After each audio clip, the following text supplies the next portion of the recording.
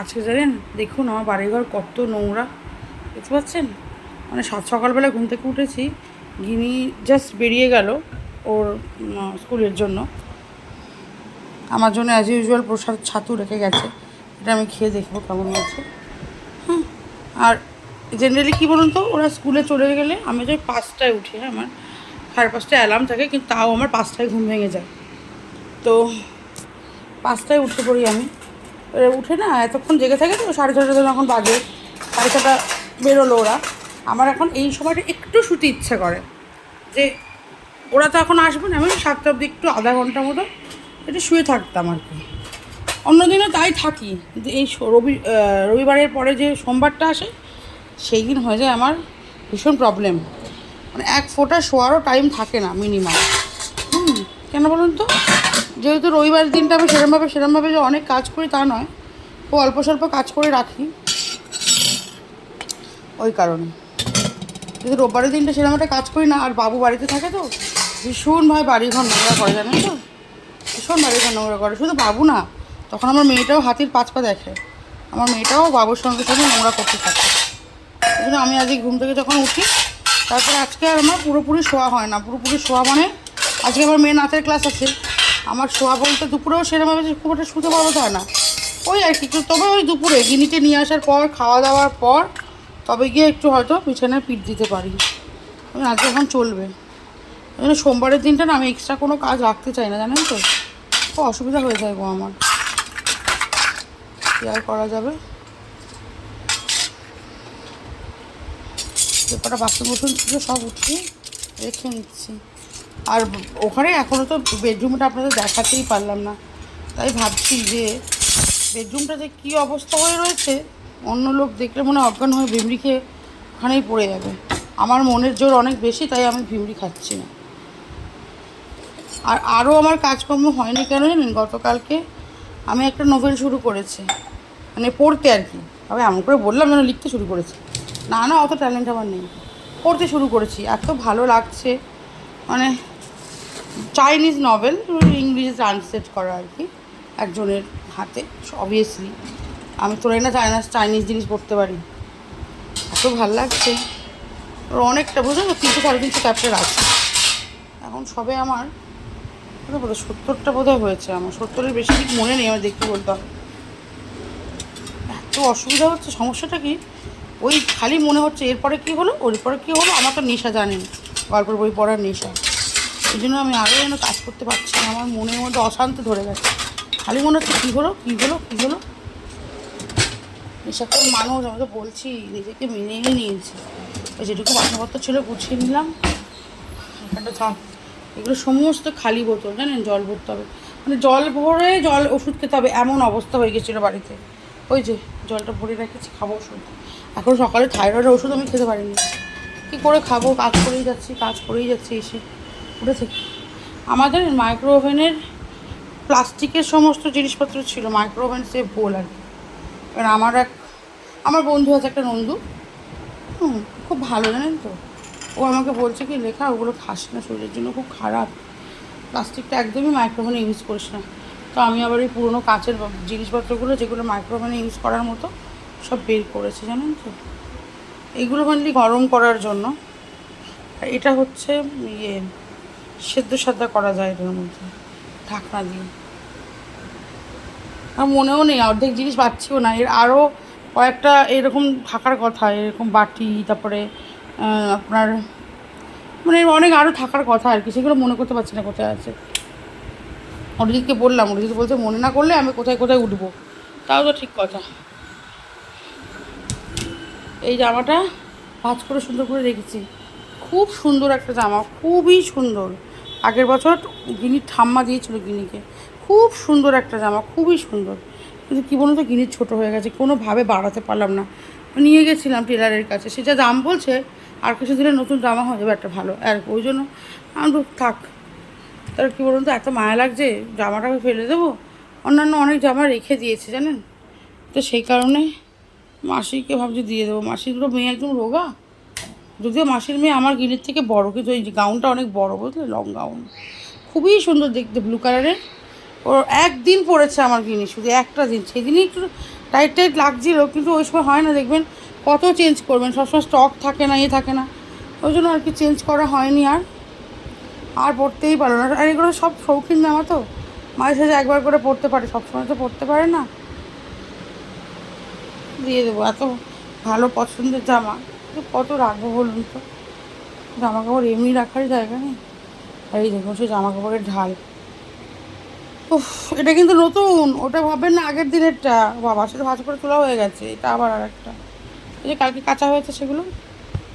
প্রতিদিন জামা কাপড়, প্রতিদিন ভাই, জামা কাপড়ের চাপেই আমি প্রতি পাগল হয়ে যাবো। তাও তো আমার জামা কাপড় পরার শখ নেই, শুধুমাত্র আমার বাড়ির সদস্য জামা কাপড় পরার শখ আছে, তাতেই এই অবস্থা। যদি আমার শখ থাকতো কী করতাম জানি না ভাই, কী করতাম।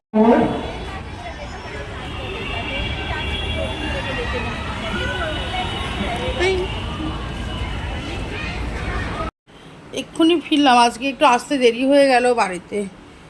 ম্যাডাম ওই কিনির বন্ধুর বাড়ি, মানে আমার মৌ বলে একটা বন্ধু আছে, ওর বাড়ি গিয়েছিলাম, এসেছি। এবার ওয়াশিং মেশিনে জামা কাপড়গুলো কাচতে ঢোকাবো, লুকিয়ে গেলেই হতো, কিন্তু ওই যে তাড়াহুড়ো করে বেরিয়েছি তো, জিমের পরে শরীর একদম, তার কোমরটা বন্ধুগণ ভীষণ ব্যথা হয়েছে আমার, জানেন ভীষণ ব্যথা হয়েছে, বুঝতে পারছি না কেন, খুব ব্যথা হয়েছে, এত ব্যায়াম করছি তাও ছাড়ছে না কোমরটা, কোমরের তো সমস্যা আমার, কোমরে ব্যথা করছে ভীষণ। টায়ার্ড লাগছে ভীষণ পরিমাণে, ভীষণ টায়ার্ড লাগছে। এই গিয়ে টিফিন বক্সটা বের করে দে, জামা পর। এসে একটু তরকারি গরম করলাম, আর একটা ডিম সেদ্ধ বসে দিচ্ছি, গিরিকে ডিম সেদ্ধ খাইয়ে পড়তে বসাবো। ওখানে কেক খেয়েছে, পেস্ট্রি এনে দিয়েছিল মৌ বাচ্চাগুলোকে, ফেটে গেছে দেখুন, ডিমটা দিলাম, থাক কাটুক, তাও খাওয়াবো, এটাই খাওয়াবো। একটা সেদ্ধ বসিয়ে দিয়েছি। আর এই দেখুন আজকে আমি খাবো ওটস, কালকে খানিকটা খেয়েছি, আজকে ওটা খাওয়া যায় না, কি বাজে খেতে। সবজির সেদ্ধ, স্যালাড, কালকে সব কেটে রেখেছি গুছিয়ে, আমি সবসময় পারবো না তাই। এই যে একটুখানি এসে একটু বেদানা মুখে দিয়েছি, গিনি আর ফল খাবে না, আপেল খেয়েছে টিফিনে। এই গিনির জন্য এই যে ভাত, এটা গরম করে মাইক্রো ওভেনে, এখন না, ও যখন পড়া শেষ হবে তখন। গিনি খাবে চিকেন, কালকে চিকেনই ও একটু রেখে দিয়েছে ওর জন্য, ঢাকা দিয়েছি। আর এখন একটা ডিম সেদ্ধ খাইয়ে পড়তে বসাবো মেয়েটাকে, এটা বোধহয় হয়ে গেছে জানেন, বন্ধ করে একটু রাখি, জলের মধ্যে থাক। একটা ফেটে গেল না, এটাই আমার ভালো লাগছে না, এটা খেলে ভালো সেদ্ধ হয় না তো, থাক কী করবো। ফ্রিজে দিলাম, ফ্রিজ থেকে বের করে দিলাম, আর ফেটে গেল।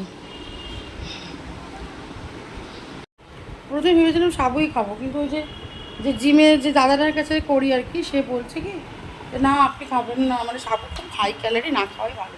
সে একদিন করেছেন, খেয়ে নিন, উপোস টুপোস করা আছে, হ্যাঁ শেষ সোমবার উনিও করেছে।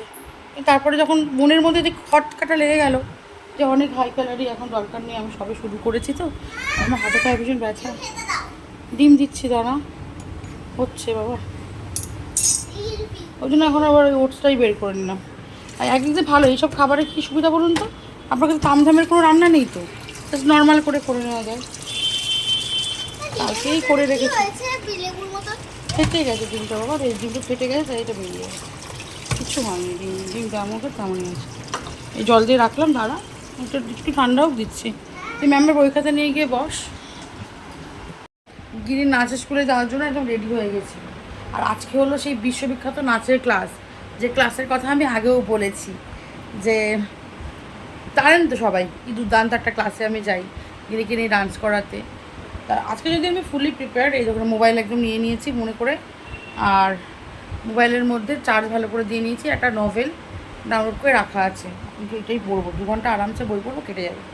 কারণ আমি যদি ভালো, যেহেতু বইটা খুব ভালো, এরকম একটা ভালো বই যদি পেয়ে যাই, ও আমার তাহলে কোনো ব্যাপার না, 7-8 ঘন্টা আমি বই পড়েই কাটিয়ে দিতে পারবো, গল্প টল্প কথাবার্তা কিছু প্রয়োজন নেই আমার, বুঝতে পেরেছেন। ওই জন্য আজ মেন্টালিভাবে ভীষণভাবে একদম মনের দিক দিয়ে একদম ভীষণ শক্তপোক্ত হয়ে রয়েছে আমি আজকে, ম্যাটারে করছে না আমার কাছে কোনো কিছু। মোবাইলটা নিয়ে, ক্যামেরাটা নিয়ে ভাবছি যাবো না, বই পড়বো, ওখানে গিয়ে ঝামেলা শেষ। স্কুল থেকে কিনে আজকে প্রসাদটা দিয়েছে।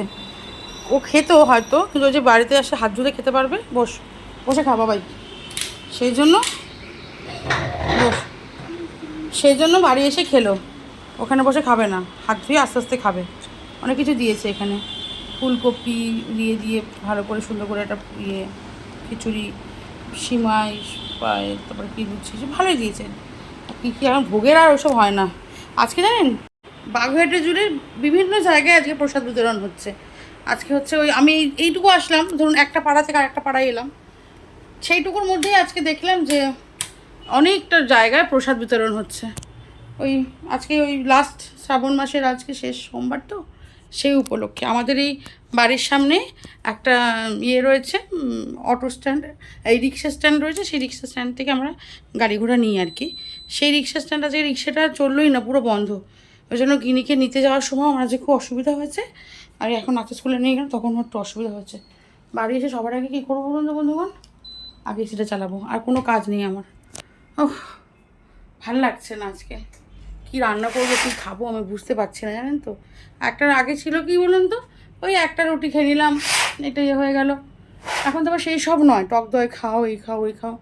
আর আমি সত্যি কথা বলতে কী বলুন তো, আমি সবগুলো বুঝি না, তো বুঝতে চেষ্টা করছি সবে, আমার একটু সময় লাগছে। আজকেই সকালে আমাকে একটা ডায়েট প্ল্যান দিয়েছে আমার যিনি ইনস্ট্রাক্টর উনি। আমি দেখি কতদূর কী করতে পারি ওটাতে। ও খিচুড়ি, আমি জানি না আজকে হয়েছে কাণ্ডটা কি। আমি ওখানে গেছি, আমাদের 7:30টাতে জেনারেলি ডান্স ক্লাস শেষ হয়ে যাওয়ার কথা, কিন্তু হয় না, কারণ স্বাভাবিকভাবে বাচ্চারা তো সবাই ছোটো, একদম টাইম টু টাইম দেখে এভাবে তো করা সম্ভব নয়। আর অনেক কটা স্টুডেন্ট, আর এদের ম্যামটা না খুব ভালো করে শেখায়, ডান্স টিচার খুবই ভালো, তো সময় লেগেছে। আর আমি দেখছি আমার মা আমাকে অনবরত ফোন করে যাচ্ছে, মানে আমি জাস্ট মানে ফোন ঢুকছে, মায়ের ফোন ঢুকেই যাচ্ছে। তার একটু আগেই মা আমাকে ফোন করে বললো যে মা না আমি তোর বাড়িতে আসছি। কিছুর জন্য আসছে, আমার মায়ের শরীরটা ভালো নেই, তো তো একটু ওষুধ নিতে আসছে, বুঝতে পারছেন তো। ওষুধ কিনে রেখেছি মায়ের জন্য।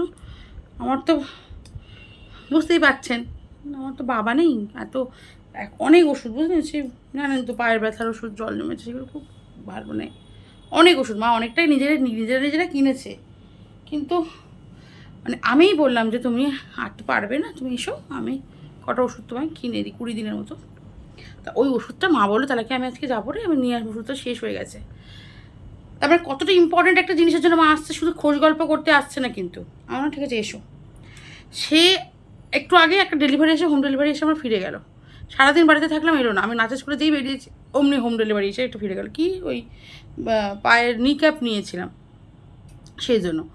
তো যাই হোক, নি ক্যাপটাও তো ফেরত চলে গেছে। এবার মা, আমি হচ্ছে কী বলুন তো, যে মা মনে হয় শরীর খারাপ হলো না কিছু হলো, কেন আমার মা তোমাকে এতবার ফোন করবে না। আমি যেই ফোনটা ধরছি, উনি বলছে আপনি যে নাম্বারটার সাথে কল করবেন সে আপনার ফোনটাকে ইয়েতে দিয়ে দিয়েছে, ওই হোল্ডে রেখেছে। এবার আমি সেই বিশ্বাস করবেন না বন্ধুগণ, আমি খিচুড়ি প্রসাদ দিয়েছিল আমাকে, আমি না প্রসাদ খাবো না, আমার মায়ের নিশ্চয়ই শরীরটা কিছু একটা হয়েছে, এতবার তো ফোন করবে না, মানে মানে মনে করুন এই ফোন কাটছি আবার ফোন ঢুকছে, ফোন কাটছি ফোন ঢুকছে, ফোন কাটছি ফোন ঢুকছে, আর ফোন ধরলেই খালি বলছে আপনার ফোন হোল্ডে রেখে দিয়েছে। এবার হয়তো আমার মা কি শরীর খারাপ হয়ে গেল, মাথার ভুল হয়ে গেল, বয়সকাল হয়েছে, কী হয়েছে বুঝতে পারি বলেন তো। সেখানে বাবা নেই, শুধু মাটুকুই আছে। মানে একটা অদ্ভুত মায়া, জানেন তো মায়ের প্রতি, সত্যি কথা। আমার শাশুড়ি মাকেও কিন্তু আমি খুব ভালোবাসি, হ্যাঁ মিথ্যে কথা বলবো না, হয়তো আমার মায়ের মতন করে ভালোবাসবো না, কিন্তু আমি ওনাকে সম্মান করি, শ্রদ্ধা করি, সেই রকম ভালোবাসি। আমার মাকে যেরকম আমি বাচ্চা ভাবি যে আমার অরেলিয়া আর আমার মা বোধহয় একই গোত্রীয়, মানে আমি হয়তো আমার মায়ের উপর চিৎকার করে বকেও দেবো কোনো কোনো সময় ভুল করে, কেন তুমি করলে, কেন এটা খাচ্ছ না। কিন্তু আমার শাশুড়ি মাকে তো আমি সেটা করতে পারবো না, যেহেতু ওনার প্রতি আমার একটা সম্মান আছে, উনি আমার সম্মানীয় ব্যক্তি, তাই সেইরকম ভালোবাসি।